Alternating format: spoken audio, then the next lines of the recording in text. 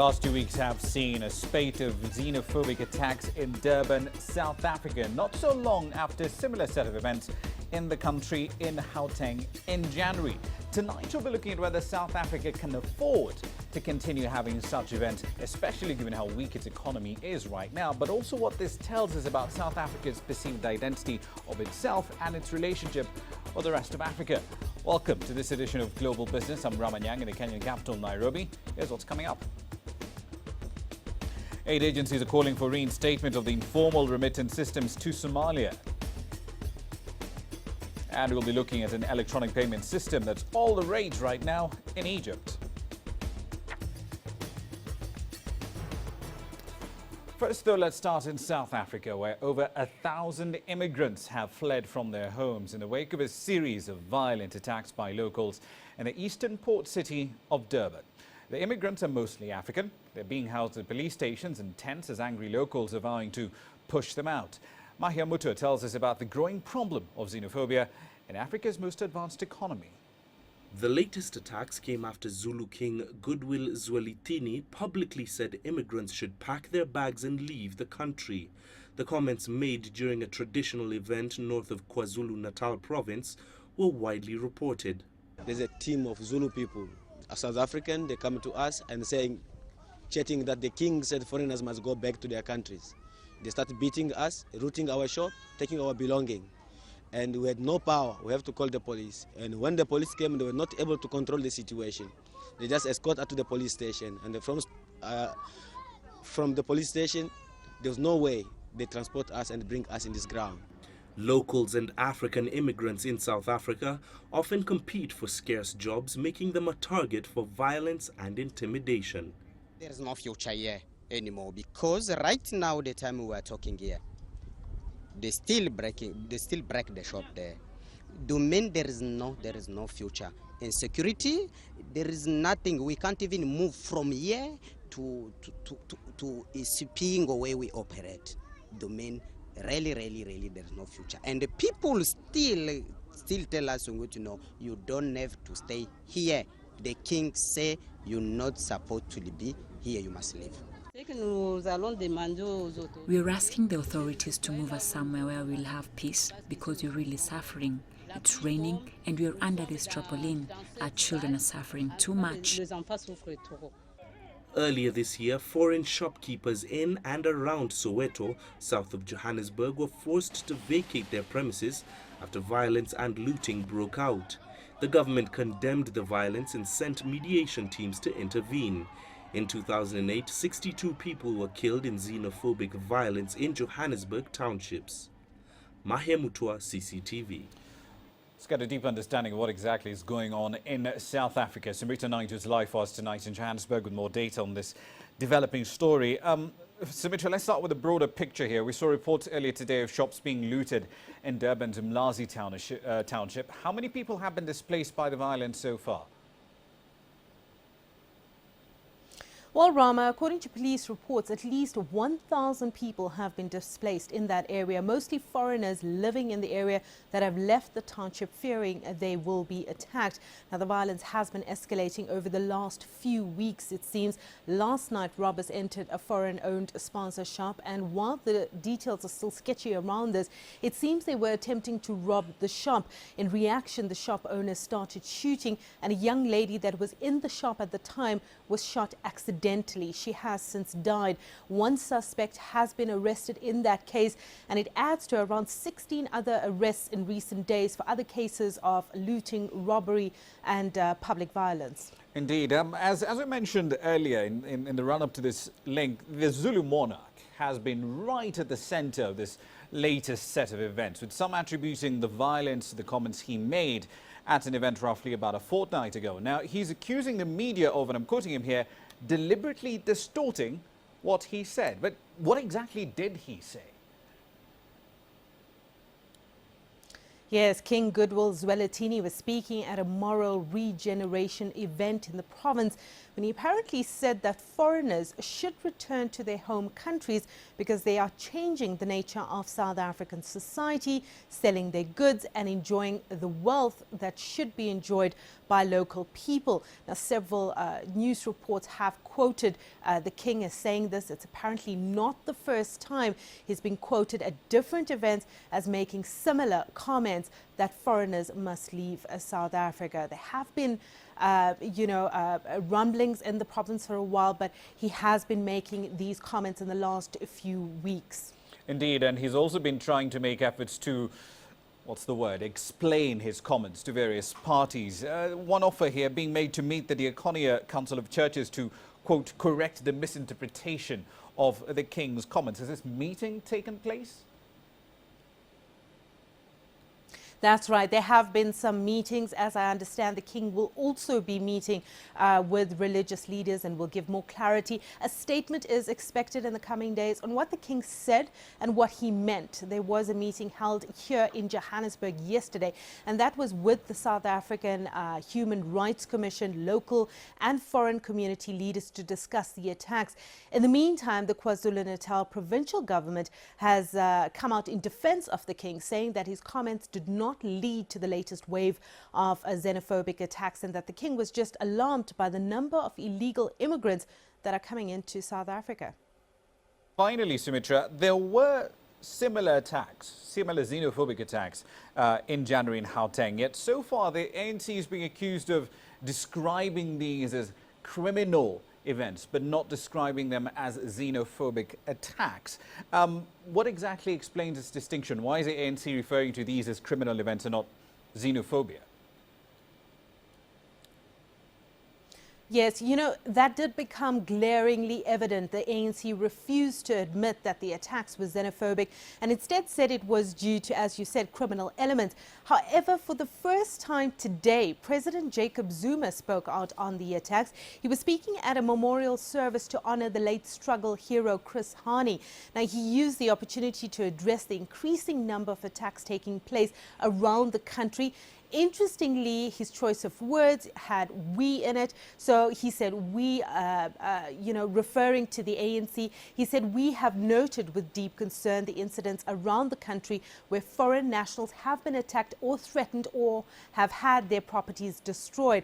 He also went on to say, "We would like to correct the perception that all foreign persons born outside South Africa who live in our country are in South Africa illegally." So he's saying that is wrong. So it does seem like that this has become too big to ignore and that these attacks are now receiving a lot more attention than they did previously. More police have been deployed to Umlazi Township this evening. The province's police commander has also condemned the attacks and called on locals to stop attacking foreigners or foreign-owned shops there. Brahma? Indeed, we'll have to leave it there for the time being. Let's see where this goes. That's Sumitra and I do live for us tonight in Johannesburg, South Africa. Now, we're still in that country. The Trade and Industry Minister over there says both the United States and South Africa's poultry associations must make some concessions if a deal is to be arrived at on the current poultry anti-dumping duties impasse. The deadlock on a poultry agreement has been a thorn in the side, to put it mildly, of South Africa's hopes of being included in the African Growth and Opportunity Act again.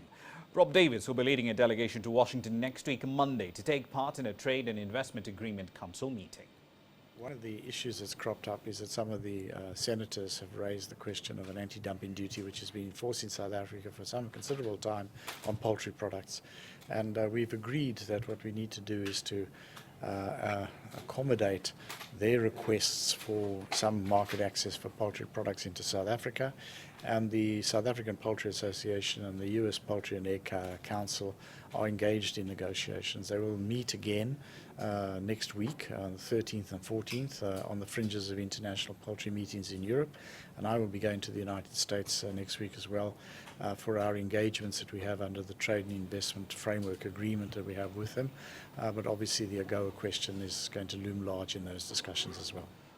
Now, onto a story that has a global reach. Aid agencies are warning of devastating consequences following Kenya's decision to stop some money transfer services to Somalia, if not all of them. Now, they argued that this move will hurt struggling families and relief operations in Somalia. The agencies now want the Kenyan government to allow Somali money transfer firms to resume operations. The impact is already being felt in Mogadishu. In the Kenyan capital Nairobi, where there is a large Somali community, the move has sparked frustration. And now aid agencies are warning of devastating consequences. They say thousands are at risk of losing a vital lifeline if Kenya maintains the ban. I am very sorry to hear that Kenya has closed Somali remittance companies. I would like to see Kenya lifting the ban because Somalis are suffering because of this move. Somalia doesn't need more problems. We know that many Somalis live and work in Nairobi's Eastleigh suburb, and the closure of remittances may be a big blow to Somalis. Many Somalis there have relations with families and relatives in the country. Kenya is a neighboring country which has a good relationship with us, so I would ask it to lift the ban. Each year, Somalis in the diaspora send home an estimated $1.3 billion, dwarfing foreign aid. The money has been providing a lifeline to millions of recipients. Many people's lives depend on the US dollar payments and 150 bills that they receive from family members and relatives in Kenya. When those people fail to get payments, they face more problems in their lives. They are coming to us minute by minute asking if there is hope of lifting the ban today. We tell them that it is temporarily. Kenya's police on Wednesday issued a list of 85 people and businesses with suspected links to the Shabab. The list included money transfer companies, forcing Kenya to halt the services. The money transfer companies have up to close of business Friday to submit their transaction reports to the Central Bank of Kenya as part of a probe to determine if indeed they have been serving as conduits for cash transfer to Al-Shabaab fighters or their sympathizers. Aid groups, however, say many of the remittance companies whose licenses were suspended were delivering legitimate funds. They now urge Kenyan authorities to vet them on an individual basis. Mahia Mutua, CCTV. Now, Kenya, of course, is the latest country to essentially crack down on hawalas, but the US and the UK also did this a little earlier. Let's find out how exactly communities over there are coping. Daniel Ranges is live in Washington for us tonight. Daniel, let's go back to the stopping of services by Merchant Bank in California, which, of course, was the only one that was providing services to money transfer firms in the US. How are communities over there coping with the shutdown of those remittance services? Well, there are, in point of fact, some very small banks that are providing very limited services where they know the money transfer organisations well and they can control the flow of funds. But for the vast majority of Somalis, they're not able to access those services. So in a major conurbation where there are many Somalis, like Minneapolis, what they are currently doing is literally bundling up hundreds of small donations and taking the cash in suitcases to Dubai. And then from Dubai, they're accessing traders with very good links to Somalia, who are then able to bring that money to those family members in Somalia.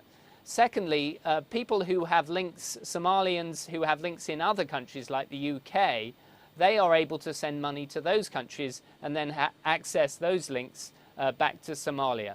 Indeed. So there are various different ways in which this is being done, but there are some Somalis who are getting no money back at all. Indeed. From the American perspective, however, because one of the main concerns about hawalas and how they operate is that perhaps this might be a conduit for the financing of terror activities. Is there a specific instance where a bank or money remittance firm has been held liable, criminally liable, for terror financing in Somalia? Well, typically what the Americans do in these situations is, unless there's something very heinous that the banks knew about and didn't act upon, they do not criminally prosecute. What they do is criminally prosecute those who've sent the money, and then they recommend to the banks to either make changes or to shut down their services to the money transfer operators altogether. And I must also make clear that the Somali businesses here cooperate very closely with the authorities wherever they can and try to exercise on the basis of full transparency within the system that they have operating. Indeed, but given the crackdown we're seeing on companies like Dahabshil and hundreds of others in the UK and the US, where banks are unilaterally withdrawing services, couldn't the argument be made here that these anti-money laundering and terror financing regulations right across the world are just doing a lot more harm than good? I think this is a very good time to make that argument indeed, because if you've got a situation here in the US where none of the banks are willing to take the risks, sometimes for very legitimate reasons because of the strength of those regulations or the perceived strength of those regulations, then when you've got money going in suitcases over to Dubai, that's clearly not a situation that can persist. This is a problem. The authorities are a little slow to deal with it, but they are mindful of it. Indeed. Finally, Daniel, in the UK in April last year, there was quite a bit of talk about setting up a so-called safe corridor by which remittances could be sent to Somalia, of course, in the wake of that fairly public spat between Dahabshil and Barclays. Is something similar being considered by American authorities? Well, absolutely, it is being considered, but as I say, it's been a slow response. In the short term, I don't think anything is going to happen to change this situation. But in the medium to long term, the US authorities are looking to learn the lessons of the UK example, base their potential system on what they are doing there, and then find a way to do this in the medium to long term. But let's not forget that this is politically very sensitive in the United States because there is a big body of Republicans, particularly in the US Congress, that wants to see no government intervention in the private sector. But clearly there is a problem here. Clearly, if you do not have a legitimate system that works, a lot of that money is going to go underground, and that is a problem for the US. Indeed, and it already has started to go underground. We'll leave it there for the time being. That's Daniel Rangers live in Washington, D.C. Let's make a quick run now through markets here for you. South African resource stocks, of course, have been getting absolutely battered over the last couple of trading sessions. Kumba Iron Ore, for example, has actually been hitting record lows. That notwithstanding, the JSE was up today by about 0.7. The NSE All-Share Index as well, also in the green, up 1.1 percentage points. The NSE 20-share index, of course, in Kenya, relatively flat on the day.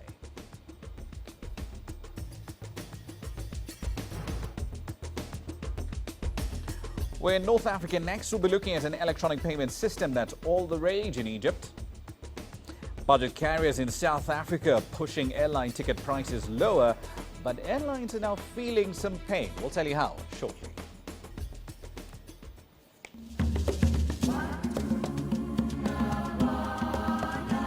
Sustainable development and a commitment to developing partnerships with Africa.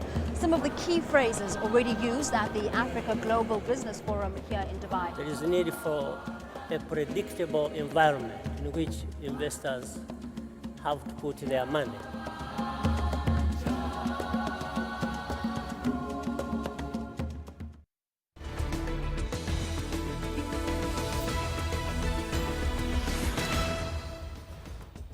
Minutes into the hour, you're watching Global Business Africa. Thank you for your time. Now, let's take you to Egypt, where an e-payment company is changing the way Egyptians pay their bills.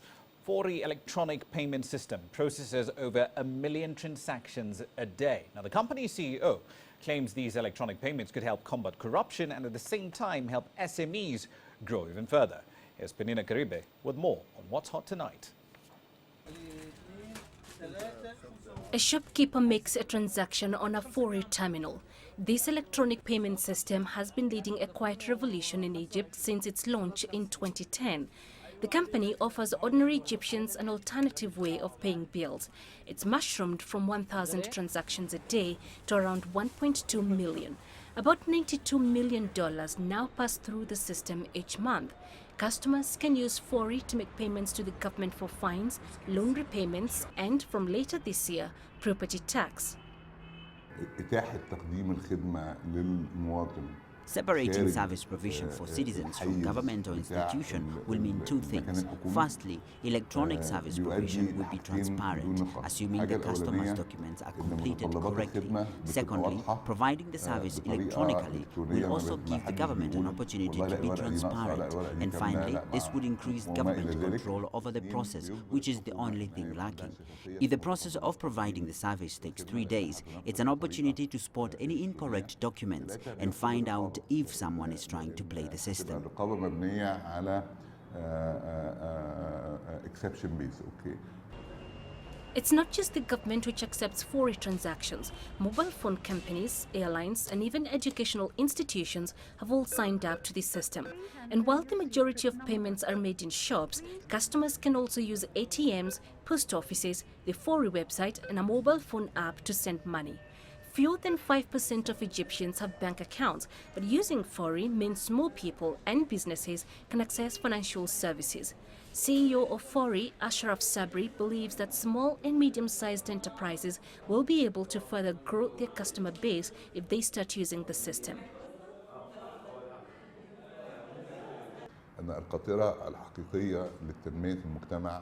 The real way to achieve sustainable development is to focus on those just below the middle class who work on an array of profession, which we call multiplier effect, which means a lot of small moves that in total make a lot of money. The company estimates its first quarter earnings for 2015 will be around $240 million. Penina Karibe, CCTV. The latest entrant into the low-cost airline sector in South Africa started flying in October, and that's only added a lot more pressure to the current players. Consumers, however, not complaining. The entrance, however, was perfectly timed as well, so Brent crude prices more than halved from mid-2014. On the downside, however, the weakness of the South African rand is working against airlines, and passengers aren't quite getting the full benefit of a drop in prices, as Angelo Coppola now explains. The local low-cost airline industry is a tough business with margins as low as 0.5%, which means that operators have to be very hands-on when managing their businesses.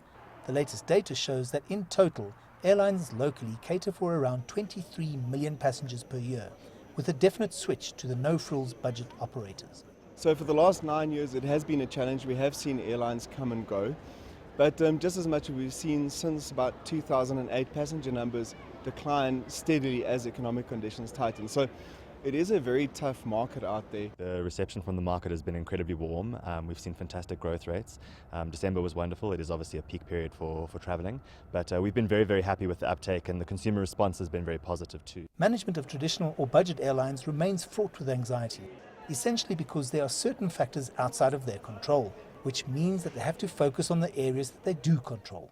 One of the things that we've instituted behind the scenes is a 25-minute turnaround time. Now, that's not unheard of in an international standard, but in South Africa it's never been done before, and that required us corralling a lot of our partners, a lot of our suppliers to come on board, but that's a cost saving, that's an efficiency mechanism that we've put in place. Beyond affordability and good ticket prices, I think it is very important to also bear in mind that for low-cost airlines, product in this market is also very important. For example, we've just recently replaced our seats across our entire fleet to be able to offer the best legroom. Interestingly enough, it's not about brand loyalty, and the budget airlines have realized this and are looking at other ways of keeping customers queuing at their check-in counters. Competitors price a base fare and then they add on a whole lot of extras, so you pay 250 Rand extra for your bag when you want to check it in.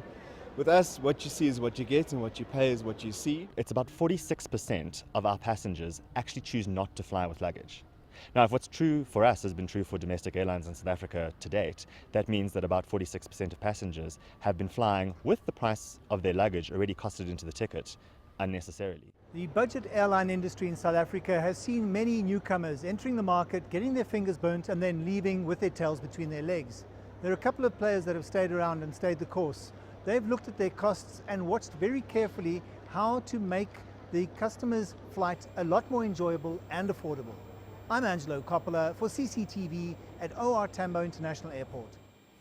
Let's make a quick run through commodity prices and see exactly what's going on. Now, a lot of the data I'm going to give you shortly is all around sectoral issues. So, for example, the Zambian kwacha is up about 3 percentage points against the American dollar, mainly because of an anticipation of a deal that will essentially give a more favorable tax treatment, shall we say, to mining companies over there on royalties. On the other hand, wage negotiations in South Africa between unions and mining companies. Some interesting news coming out of there. The National Union of Mine Workers and Goldfields have agreed to a 21% wage hike. We'll be keeping tabs on that story and, of course, developments right across the sector later on.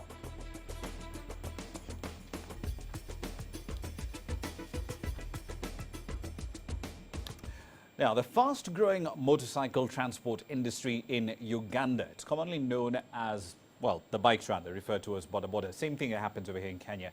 They've received an interesting boost. Loan schemes. You see, many young people can now own their motorcycles, which they use to earn a living, by paying for them in installments.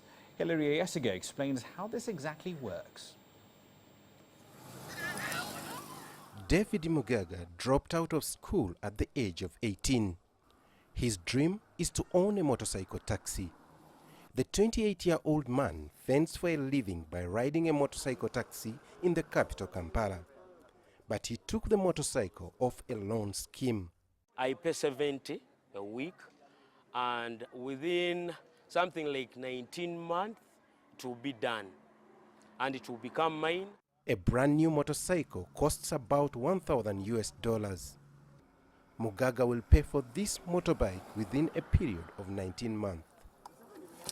And though the total cost will be $700 more due to the high interest rate, Mugaga is happy that he's now employed.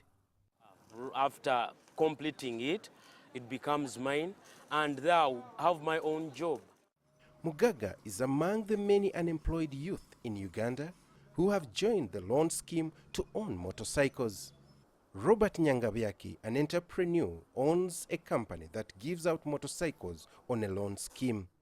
The rates of payments compared to other people, it's flexible. If you compare with the bank requires, for example, security. However, like many other businesses, this one has got its own challenges. Insurance even does not cover the borders. So there are a lot of risks involved. What if, Kampala is full of accidents. If we lost a border, that's lost to our side. Financial experts blame poor saving culture among young people in Uganda to the inability to develop economically. It is good if he owns it, but you equally need to train them financial literacy. Because if he makes, for instance, 10,000 and you tell him that he should at least try as much as possible to save 2,000, at the end of it all, 7 days, you'd have 14,000. If you continuously do that, the return is good. It's estimated that 200,000 border borders operate in Kampala, but the number of those on the loan scheme cannot be ascertained. In just a few months from now, Mugaga will be riding home as a proud owner of this motorcycle, thanks to a lot of patience and hard work. Hilary Ayesiga, CCTV, Kampala.